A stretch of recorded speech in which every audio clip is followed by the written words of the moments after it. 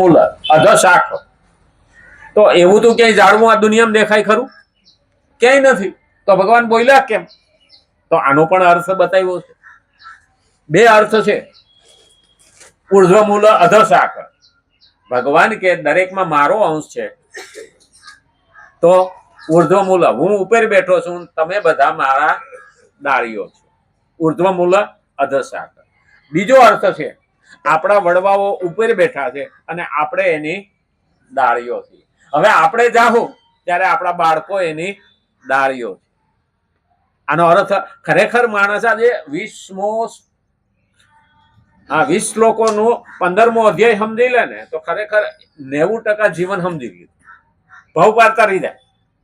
પણ માણસે એ 20 શ્લોકમાં ધ્યાન આપવું નથી. આખો આપણે આ 15મા અધ્યાયનું પારાયણ કરીએ 10 શ્લોકો આપણે 11 થી 20 સુધી. પહેલા આપણે 1 થી 10 શ્લોકો પારાયણ કરતા હતા.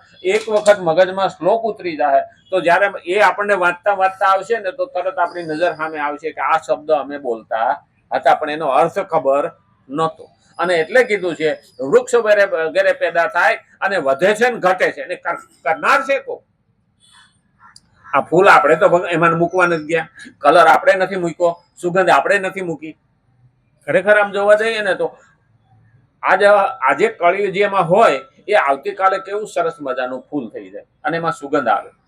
ભલે એ સાંજે કરમાઈને ખરી જાય પણ એ ફૂલની અંદર એ ગુણ ભગવાને કેવો મૂક્યો છે, ખર્યા પછી પણ એ જમીનમાં સુગંધ મૂકતું જાય. અને આપણે તો જ્યાં રહેતા હોય ત્યાંથી નળીએ જ કોક સુગંધ મૂકવાનું તો ન્યા રહ્યું, કડવાઈશ મૂકતી જાય.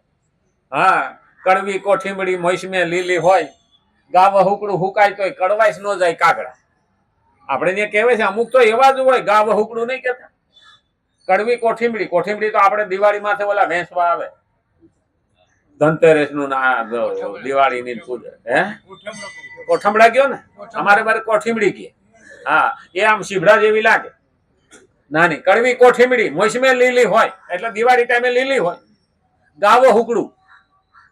હવે એ છે ને એ જો ગાય ખાઈ જાય ને તો વહુકી જાય તરત, એવી કડવી આવે અને એમાં એવું ગુણ છે. ગાવ હુકડું હુકાઈ જાય ને ભૂકો કરી નાખો તો કડવાઈશ જાય નહીં કાગડા. અમુક એવા જ હોય કે મરવા પડ્યો હોય તો એની જીભ કોઈ દી મીઠું બોલે નહીં, એના મોઢે કડવું જ હોય.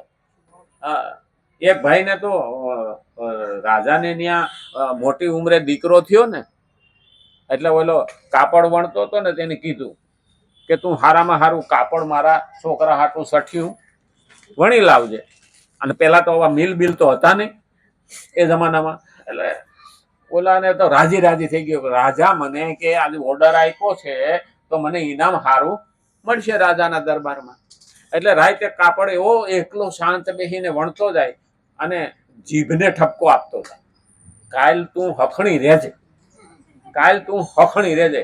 હવે એનો રાજાનો દીવાન હતો ને એ નગરચર્યામાં નીકળ્યો એટલે કે આનું એકલું કોણ બોલે? એને દરવાજા પેલા તો ઘરની પાછળની બારી હતી ને ત્યાંથી જોયું તો આમ જીભ કાઢે, પકડે, આમ હલાવે અને પછી બોલે જીભ મૂકી કે કાલ તું હખણી રહેજે. એટલે ઓલા દીવાનને ખબર પડી ગઈ કે આને જીભને ઠપકો આપે છે, આને સામે તો કોઈ બેઠું નથી. હારામાં હારું કપડું વણ્યું, દેખાવમાં સારું, અને બીજા દિવસે ભરી સભામાં ગયો કાપડ લઈને કે લ્યો રાજાજી, આ હું સરસ મજાનું કાપડ છઠ્ઠિયું બનાવીને લાવ્યો છું. બાળકના છઠ્ઠિયા માટે કાપડ આપણે લાવી તો છઠ્ઠિયું લાવ્યો છું. અને રાજા જોઈને ખુશ થઈ ગયા, અરે વાહ, કે શું સરસ લઈ આવ્યો છો, કે કંઈક તો કે આ રાજા એવું કપડું વણ્યું છે ને કે આને સઠિયામાંય કાયમ આવે ને ખાપણમાંય કાયમ આવે. ઓલા દીવાન ને થયું બાફી માર્યું. રાજા કે સાલાને આને હા મોટી ઉંમરે છોકરો થયો ને કે ખાપણ ની વાત લઈને આવ્યો, આને જેલમાં નાખો. ઓલો દીવાન ઉભો થયો કે એની રાત આખી જીભને સમજાવી પણ એને બોલતા આવડ્યું નહીં. કે એ રાત આખી જીભને સમજાવતો હતો ને કાપડ વણતો હતો કે એ તું કાલે હખણી રહેજે કે. હા, ઘણા ન બોલતા આવડે. ઓલા માજી ઉભા હતા બસ સ્ટેન્ડે, એક જુવાની આમ સડી હગે ને બિચારા નબળા હતા એટલે આમ ઉપાડીને બસમાં મૂકી દીધા કે માજી તકલીફ નહીં. માજી રાજી થઈ ગયા, મને ઉપાડે એમ મારો ભગવાન તને ઉપાડે. હવે એ આશીર્વાદ દીધા ખરાબ દીધો એ જ ન સમજણ પડે. એટલે બોલવામાં બહુ ધ્યાન રાખવું પડે. આ જીભ છે હાડકા વિનાની છે, પણ હાડકા ભંગવી નાખે. અને એટલે કીધું છે બોલતા પહેલા વિચારીને બોલવું, બોલ્યા પછી વિચાર કરાય નહીં. વૃક્ષ વગેરે પેદા થાય છે અને વધે છે, ઘટે છે. ગંગા વગેરે નદીઓ પ્રવાહિત થાય છે. આ બધી નદીઓ છે ભગવાનની કૃપાથી પ્રવાહિત થાય. ખરેખર જોવા જઈએ ને તો ભગવાને આપણા માટે એવી વ્યવસ્થા કરી છે. સમુદ્ર વસને દેવી પર્વત સન મંડલે વિષ્ણુ પત્ની નમસ્તુભ્યમ પાદ સ્પર્શ ક્ષમસ્વ. મેં આપણે બોલીએ ને ધરતી માતાને પગે લાગીને શું કહીએ છીએ? તો આ ધરતી ઉપર ભગવાને જે રચના આપણા માટે જ કરી છો. હા, ગધેડાને એવું ન લાગે તો પાણી દેખે પી પાછું વાગી આવે. આપણને ખબર પડે કે ગંગા છે નાવ, નર્મદા છે તો દર્શન કરું, અને યમુના છે તો પાન કરું. ગંગા સ્નાને યમુના પાને. યમુનાનું ચરણામૃત લીધું એટલે આપણે ભગવાનનો થાળ ગાઈએ ને તો પણ શું કહીએ? યમુનાના નીર ભર્યા, યમુનાના નીર ભર્યા, વાડી ભરી લાયા. તો ગંગા સ્નાને એટલે આપણે નાવા જાય. અને કળિયુગનું મોટું ધામ હોય ને તો હરિદ્વાર. આપણે ત્યાં એક વખત જીવનમાં નાઈ આવીએ બહુ થઈ. ગંગા સ્નાને, યમુના પાને. એક ચરણામૃત પણ લઈ લઈએ ને તો પવિત્રતા મળે. અને નર્મદા ધ્યાને. આપણે એટલા ભાગ્યશાળી છીએ ને કે હવે ઘેરે ઘેરે નર્મદા આવે. આપણે નર્મદાની કિંમત જ નથી. આપણો તો એક વડાપ્રધાન હતો, હા, પાયલટ. પેલા ઉડાડતો વડાપ્રધાનમાં બેસી ગયો.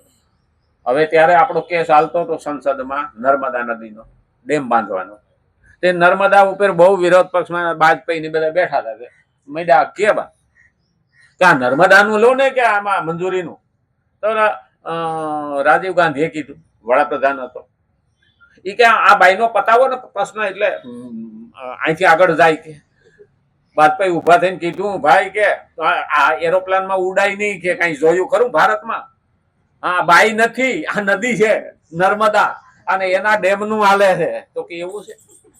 હવે એવા માણસને વડાપ્રધાનમાં બેહાડી દો તો જેને ડ્રાઈવર પણ આવડતું જ નથી, ગાડી ઊંધી જ નાખે. એટલે પેલા યાદ રાખવું જોઈએ, એને ભારતની નદીની ખબર નથી, એ દેશ કેવી રીતે હાંકે? એટલે આ તો શું છે કે સીધે સીધું આપણે ત્યાં એટલે જ કીધું છે કે યોગ્ય માણસને ગાદી ઉપર બેહાડો, નહીતર ગાદી ઉપર બેહાડશો નહીં. અને એટલે કીધું છે કે ગંગા વગેરે નદીઓ પ્રવાહિત થાય છે, મકાન વગેરે પદાર્થોમાં પરિવર્તન થાય. આ મકાનને આંતે બનાવીએ, ધીમે ધીમે જૂનું થતું જાય. આ મકાન જૂનું જ થાય ને.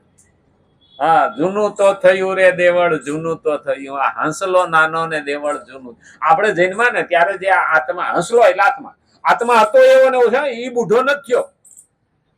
આ દેવળ જૂનું થયું. અને આ દેવળ જૂનું થાય ને એટલે ભાઈ હવે આંગા ખરવા માંડે, કાંકરા ખરવા માંડે, ખપેડા ભાંગવા માંડે. ગામડામાં આપણે નથી, જૂનું મકાન હોય ને તો ક્યાંક વાહડો ભાંગે, ક્યાંક આડીમાં તિરાડ પડે, પછી શું કરીએ? ટેકા ભરાવે. આ દવા છે ને એ ટેકા ભરાવાના, હા, જૂના મકાનમાં. એટલે એવું નહીં માનવાનું કે હવે તો મને બુઢા થયા એટલે દવા ન ખાવ. નહીં ખાવાની, દવા ખાઈને તારું કામ કરવાનું. દાંત દુખતો હોય અને દવા ન ખાઈએ તો આપણો જીવ એમાં ને એમાં સોયટો રહ્યો હોય. અને દવા ખાધી હોય તો દાંત દુખવાનું બંધ થઈ જાય, તો આપણને કાને સાંભળવાની મજા આવે. કારણ કે કોઈ પણ વેદના હોય તો ભગવાનમાં મન લાગે નહીં. એટલે કીધું છે કે દવા ખાઈને જીવન ચલાવવાનું, પણ પ્રભુ તારી ભક્તિ કરવી છે. તો આટલો ટાઈમ થઈ ગયો. આવતીકાલે જો રામચંદ્ર ભગવાન કી, કૃષ્ણ કનૈયા લાલ કી, ગજાનંદ ગણપતિ ભગવાન કી નમઃ. હર હર મહાદેવ.